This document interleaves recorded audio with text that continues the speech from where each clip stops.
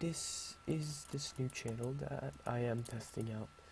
This is a redstone channel, and today we're going to check how execute commands can be worked on to check whether a player is near a certain mob with even a certain data tag in 1.8.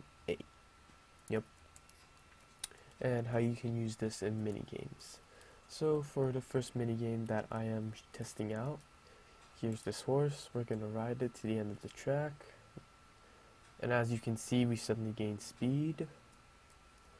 Yep. When we cross that magical looking portal. Now we kill this innocent horse. And now let's test another amazing looking parkour track. Another way you could use this. As you can see, I gained jump boost when I went over that stone block. I'll do this in game mode 0 just so you can see. Okay, so we go over this and we jump, as you saw. Okay, now let's go to game mode 1. Now I'm going to show you how you can do this yourself. It's very simple. This one is used for the racetrack to gain speed, and this one is used for the parkour. And these are basically the other things, like how to spawn the mobs and how to set the scoreboards. So anyways, go over here. Let's do this one first. So basically this first two command blocks are how to make a clock, a very fast type of clock, which is very useful. Now this is basically switching between redstone block and stone block at very high speeds, so that it's basically turning this command block on and off rapidly. This one is basically just checking if a player is near a creeper within a 1 block radius. And then we use a comparator basically to make an if this is true, then do this, so that it gives you the effect if you're in the undead team with a score of 1, which I'll explain later, and it gives you speed 1 for 10 seconds with the amplification of 3, basically to the power of 3. Yep. Now I've made this to only work for people who have a score in the undead team of 1. You do this. First you have to create a scoreboard. You do this by here. This is the it's a creeper. This is the command for it.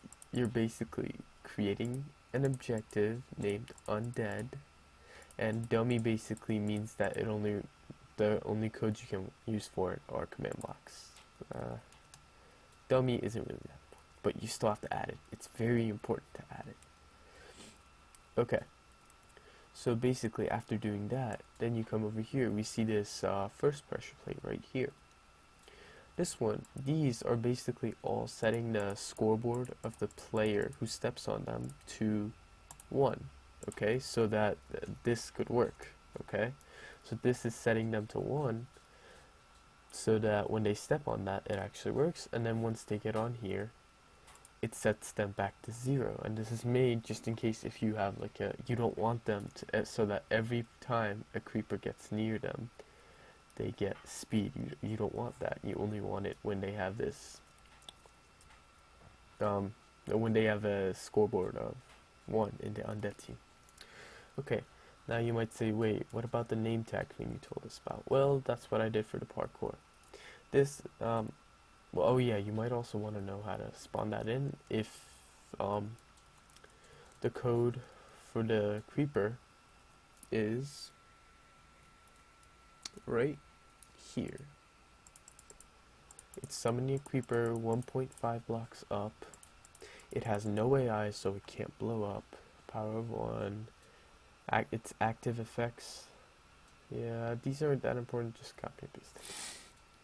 It's that last part is basically making it invisible, okay? you know, the ID is 14 for invincibility, duration basically making it permanent, and making it so that it doesn't show particles. Yep. And then you basically summon it. And every time a player gets near it, oh yeah, I'm not set. See? Okay, so that basically tests. See, my score is set to 0, but now that I'm 1, I get speed 10. Okay. So, now for this one. This once again is using another scoreboard thing. This time setting this is a new scoreboard. So let's show you the code for it. This is the jump one. Basically the same thing except changing the name to JumpParkour. And now for this one we're basically setting it to 1. Now to make this zombie here, okay, I set a name for the zombie. You just can't see the name because it's invisible. Here it is, the code for this zombie. It's summoning a zombie, 1 block up, with a custom name of Jump. And then we're saying the custom name is visible. It's really not because it's invisible.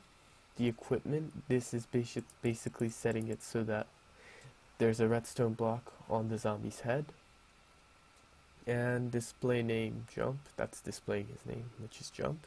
The drop chance, this is basically making it so that if you kill the zombie, it doesn't drop anything. Not too important, but it doesn't drop the redstone block. But that's not important.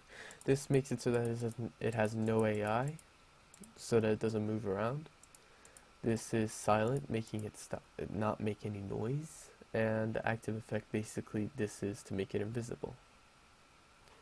And ShowParticles is off so that it doesn't show those invisibility particles. Yep.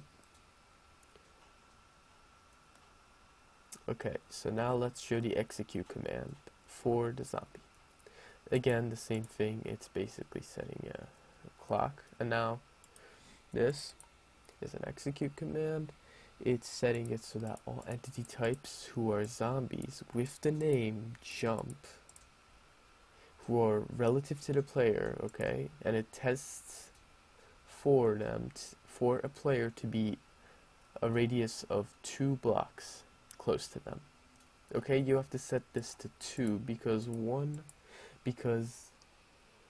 a zombie's feet is basically where it is, and if you count it by zombie's feet, then it's not. If you put 1, then they have to be like right next to the zombie's feet, but they're obviously not. They're a block above it, so you have to set it to 2, just in case if you want to know why I set that to 2 and that to 1.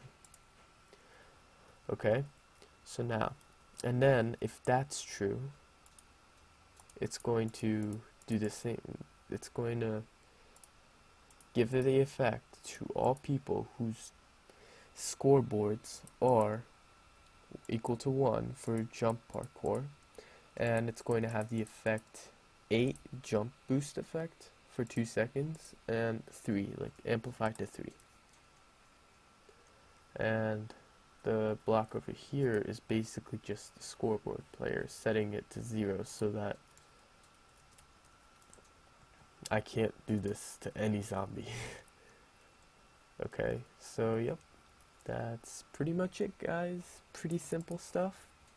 First video of this YouTube channel. I hope that you enjoyed, and I hope this works for you. If you have any questions, say it in the comments.